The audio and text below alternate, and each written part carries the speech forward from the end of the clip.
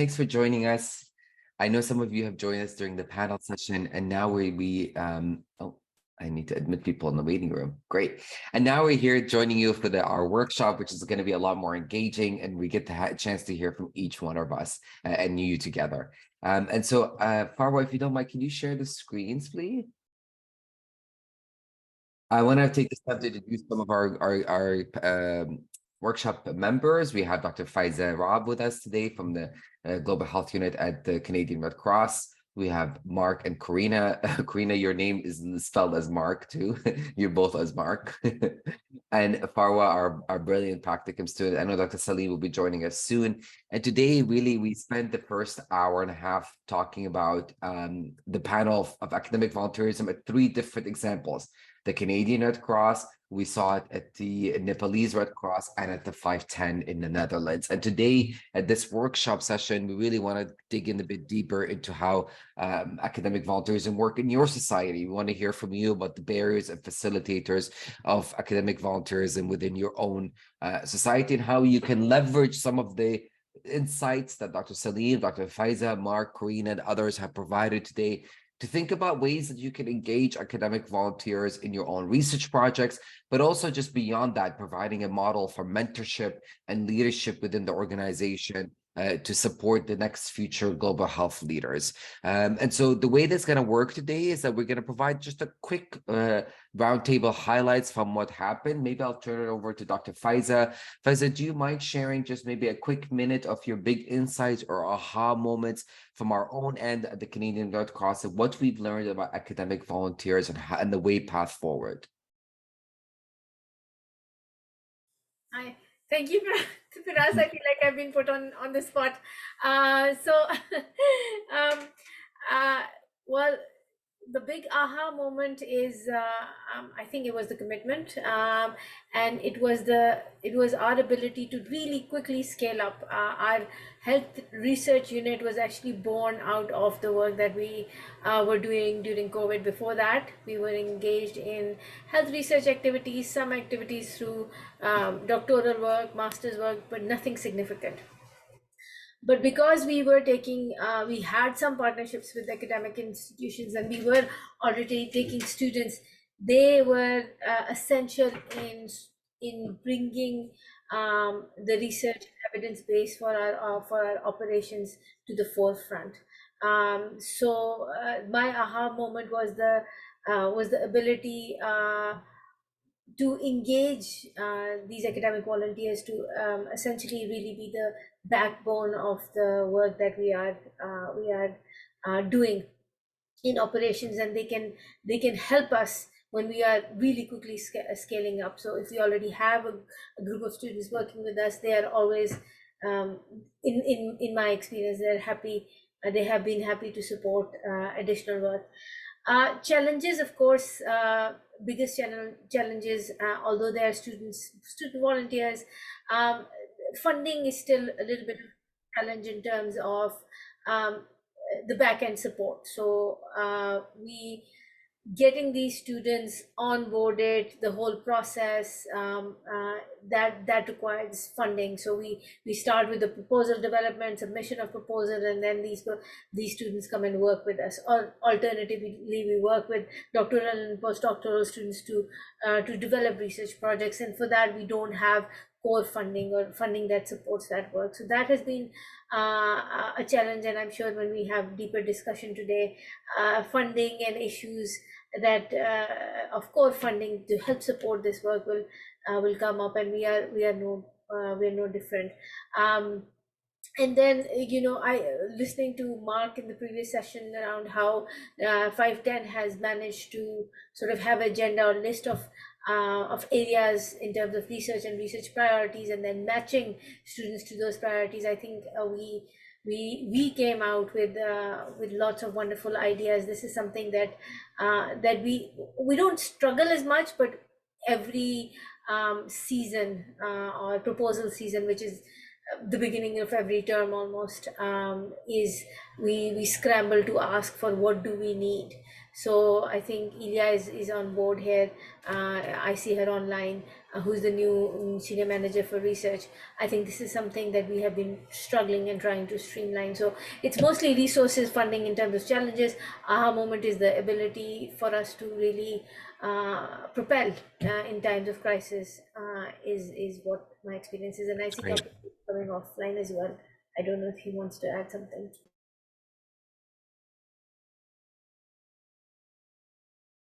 I'm not sure he did. Marc and Corina, any aha moments for you? Any aha moments? Well, I was actually quite impressed with the amount of detail and how much you have recorded, both Canadian Red Cross and Nepalese Red Cross, on the data of volunteers and how many hours were volunteered, etc. We're also doing that more or less, but because we have a big volunteer pool, and until recently we didn't have a CRM system to keep everything organized, let's say. It has been a bit of a challenge to do that. So I was quite impressed that you managed to have that totally under control. And also I was very happy to see how much both of the national societies work in health. I didn't realize that there was so much work going on in health, whereas 510, I mean, being the data team of the Netherlands Red Cross, we have actually very few projects related to health. So it's quite interesting to see. And it's nice also to kind of be able to imagine perhaps future collaborations. Based on that, we also recently built a health case management system with the Hellenic Red Cross in Greece. So I see a lot of potential for collaborations, and also for students and volunteers as well. So that was very nice. Marc, do you want to add anything on that? No, not that much. Only maybe that I got the impression that for all three of us, the Canadian, Nepalese, and the Netherlands Red Cross, the support of volunteers has really helped all of us, I think, to scale what we're doing, and to also that we maybe improve our quality of our work. So yeah, it's something we have in common, I guess. That's great. Thank you so much, all three of you. I want to now turn it over to our own participants who are joining us. We have more than 20 people joining us today in this workshop. We're going to open up the room. And so we're going to just, Farwa, if you can help me open up the rooms. We're asking you to join one of the following rooms to answer the following questions. What are some of the facilitators and barriers to incorporating academic volunteerism in your own national society? And how can, how can your national society sustain and scale up academic volunteerism? You heard from some of us talk about resources and funding. What other things must we keep in mind if we're trying to think about scaling and sustaining academic volunteerism? And who might be notable personnel to add and aid in building academic volunteerism with your national society? And lastly, if you can create a list of recommendations to improve academic volunteerism efforts. You don't need to address all four questions. We really want this to be a dialogue. I ask that when you are in your group, you keep a note keeper. We're going to convene again in about 20 minutes, not 25 minutes, to be able to see what the discussion is like and provide insights. We're going to join you. You're not going to be left alone. We have Dr. Faiza in room 1, Dr. Marc in room 3, Dr. Mekdes in room 4, and and Dr. Corina in room 3. And I'll also be joining Dr. In room 2. So Farwa, if you could please open up the rooms, and thank you for posting that in the chat. Rooms should be open now. Okay, great. We'll see you again in 20 minutes. I'll make sure to alert you on this. So please join one of the following rooms.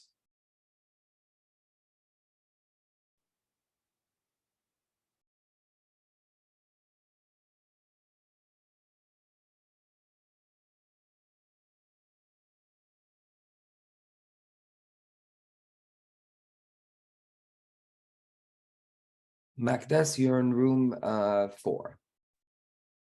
Yeah, can we have the questions again in the chat? Sure, they're in the chat. Farwa just posted them, but I'll post them again.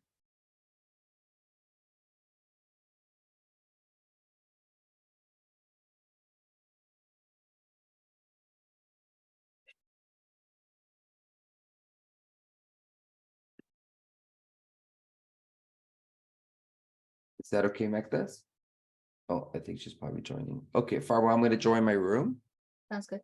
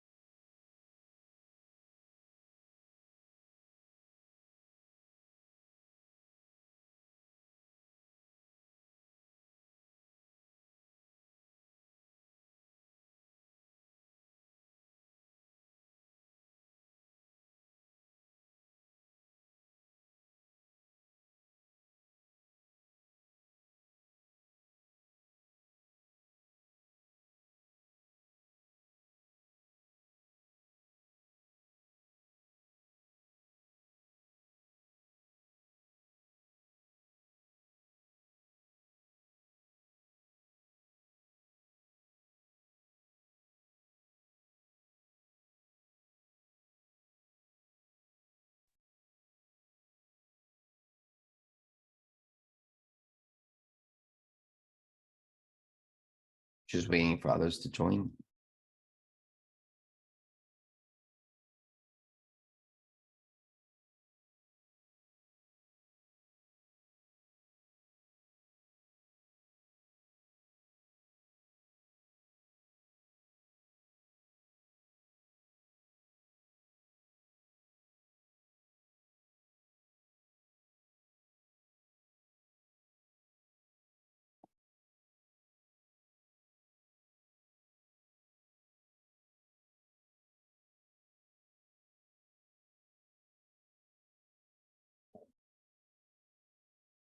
Thanks for joining us back, everybody.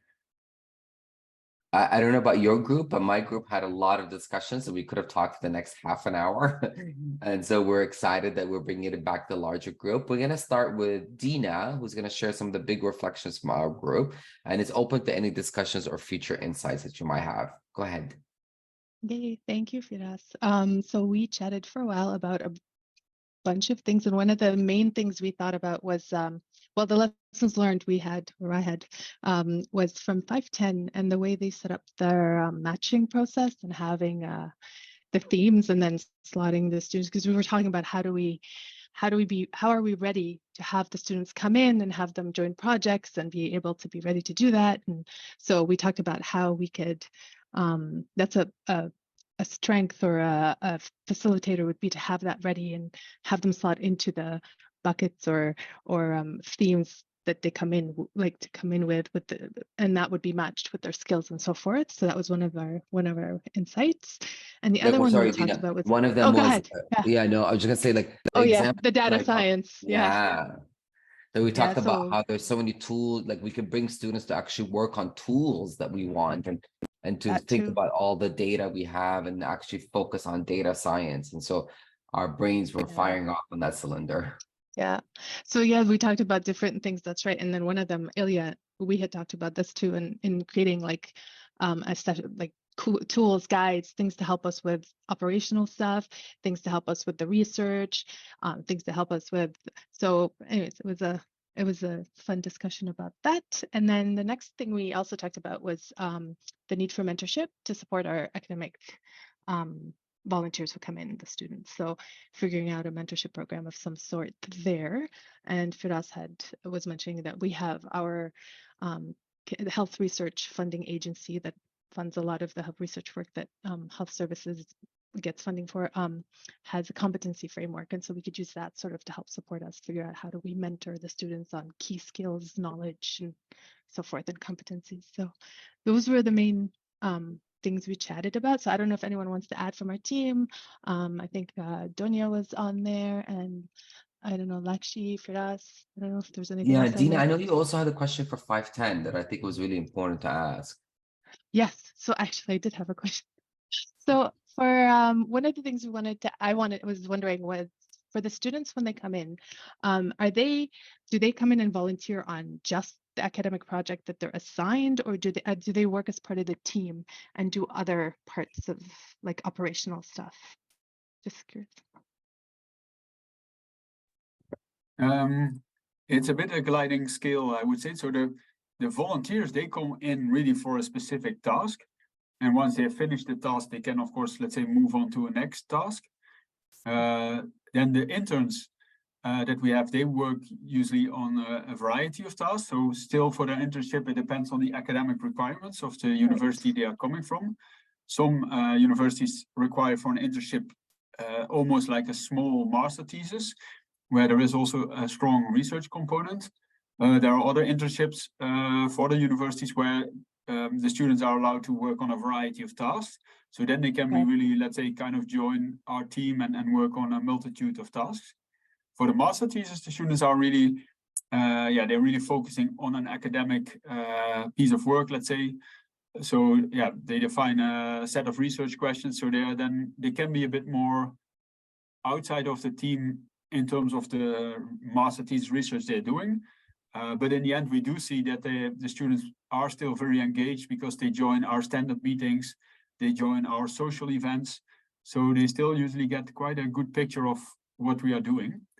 And there are some students that even, let's say, kind of take a break from their master thesis to then do maybe like a deployment. We had one student that was deployed for 2 months to a refugee camp. And then after that, he picked up again his master thesis research, let's say.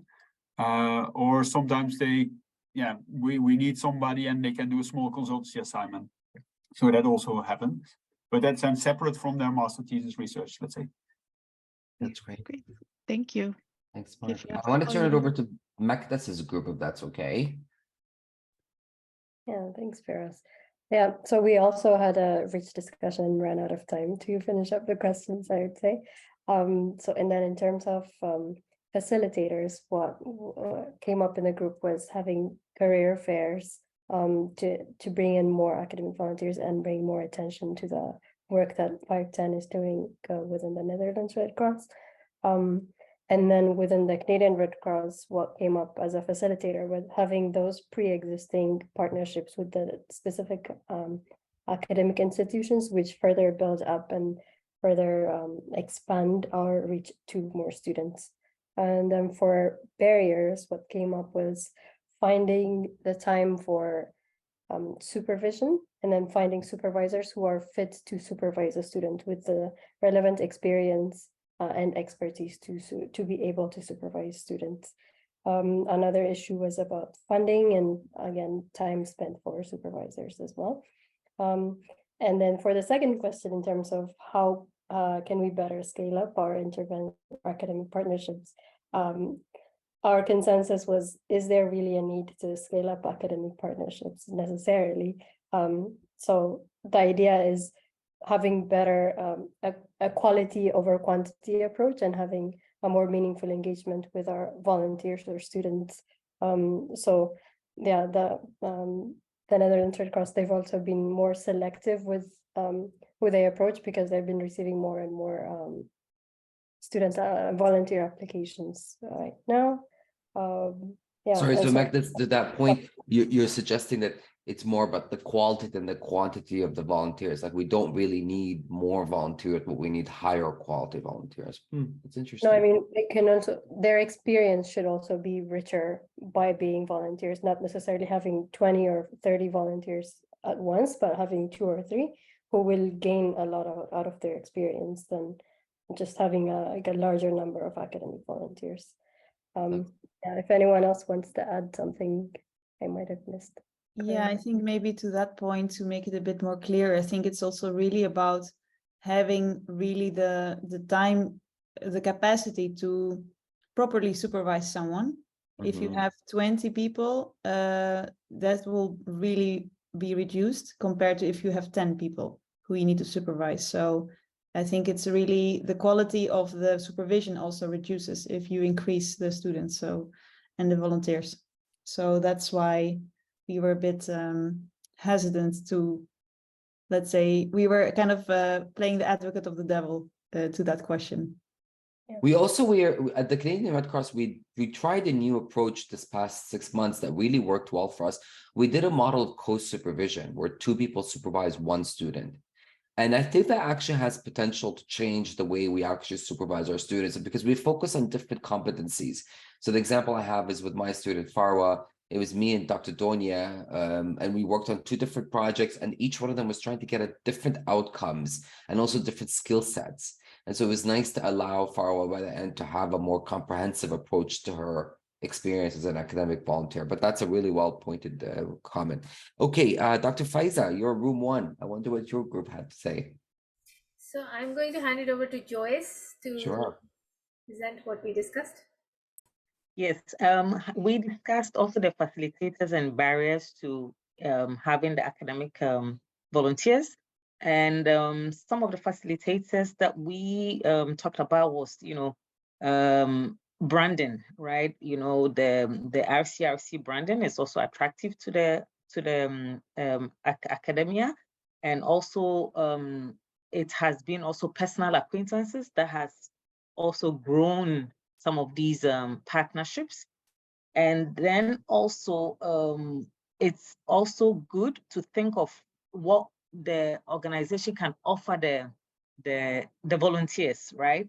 So that such as if they have a project in the university, what would they get from volunteering that will support their research. And this will also motivate the volunteers to do more, and also creating a curriculum that fits the volunteers' needs, not coming into the organization and doing something that doesn't, go in the way of their academic journey or their learning journey. Some of the barriers, one of the main barriers we talked about was funding. There isn't much funding in the academic volunteering. And also when the volunteers come to the organizations, we tend to overwhelm them with work, because we see them as extra hands and let them go in all directions, which is something that it's a big barrier for the volunteers. We talked about some of the volunteers when they come, they're all very different, right? So sometimes some of them need a lot of holding hands, and some of them really don't need that much holding of hands. So it's also seen as additional task for whoever the supervisor is or whoever is running the project. Yeah. Joyce, I wonder on the topic. Yeah, on the topic, this was excellent insights. On the topic of funding, it's been brought up so many times now. And I'm wondering if the one-way solution, I would love to hear from Dr. Salim and Dr. Marc, Dr. Corina and Dr. Faiza, if one way to solve this is that when we apply for grants and funds, grant applications at the Canadian Red Cross and other Red Cross societies, could we not now have a budget line specific for academic volunteers? Could we not budget for that accordingly? Like anticipate that we're going to have 10 volunteers in a year, and we're going to require X amount, and they're going to work on 5 projects. Is that possible? Is that feasible? Dr. Corina, go ahead. Yeah, so I think for us, it works, and correct me if I'm wrong, Marc. I think it's really, because we couple it to projects which already exist within the team and are running on funding that we have acquired. You can write the hours that you spend with a volunteer on a specific project because they work under a specific project which has a specific funding. You can write the hours there. That's correct, right, Marc? Yeah, that's correct. For the majority of our students and interns and also volunteers, yeah, we try always to link that to an existing project. Then still, of course, there are sometimes maybe a few research topics that are a bit more let's say really novel, where where we cannot directly associate a project with it. So yeah, that's then sometimes a bit more difficult. At the same time, yeah, we try also to have a bit of room for every person in our team to to work on a bit of projects that are a bit more long term. So yeah, we can be for a percentage, of course, also let's say not billable, to put it that way. Yeah, that's a bit the way how we try to solve it. That's great. I think we've had the same experience at Canadian Red Cross. We try to have projects that are billable to certain projects, but then there is extra time that is spent. For example, Mekdes is our lead for student coordination, and her hours spent to support proposal writing and interviews and all of that. Those are again hours that they can't be billable, and they add up to a lot of hours sometimes. And so if there is your point around funding stream, if we can advocate for some funding for that would be really good. That's great. Last but not least, Dr. Marc and Dr. Corina, your group, any big insights from there? We were together with Mekdes, actually. So, perfect. That's what I expected. That was what happened. That's great. Awesome. Any last questions or remarks by the committee? We have only 1 minute left, so I want to make sure I give the space for any last minute questions. Awesome. That's great. Well, I want to thank you all for your time and effort today, and I hope that you were inspired by some of the insights shared by 510, the Nepalese Red Cross, and the Canadian Red Cross Society. For any of you who are advocates and champions of academic volunteerism listening to this, please reach out. We would love to collaborate and work with you and partner with you.